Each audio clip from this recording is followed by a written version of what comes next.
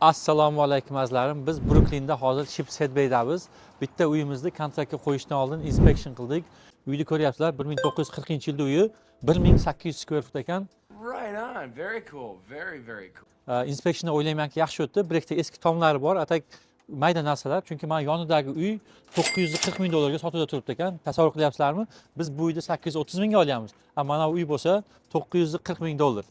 Shunaqa biz zo'r dillar topib beramiz. Uy kerak bo'lsa albatta telefon qilinglar. Azizlar, mana inspeksiyada mana bu yerdan suv oqqan ekan, ko'rdi buni usta, nima qildi inspektor. Lekin mana bularga e'tibor bersanglar, mana bunaqa zanglab ketgan joylari bor. Chunki tepada balkonchasidan suv oqyapti.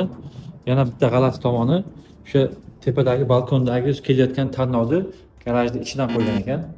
Shuni hisobiga ham mana suv bu yoqda qolib ketyapti, nam bo'lyapti. Shularning hammasi mana bularni qirib kraska qilgan dedi, mana ichkarilarigacha suv o'tgan.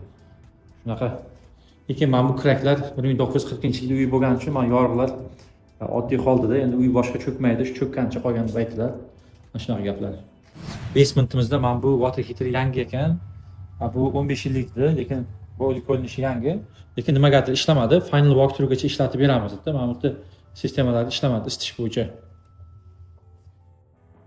Keyin mana bu klozet orqa tomoni vanna bo'lgan, qachonlardir suv oqqan ekan, hozir quruq deb aytdi, lekin qarab qo'ygan, vaqt bilan tekshirib turgan yaxshi. Vannadan yana suv oqishi mumkin deb aytdilar.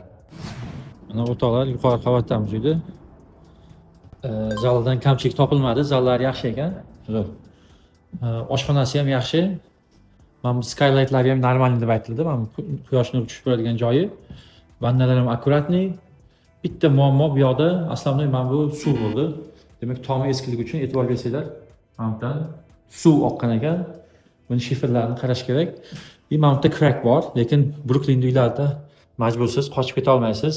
Eski uylar crack har doim bo'ladi.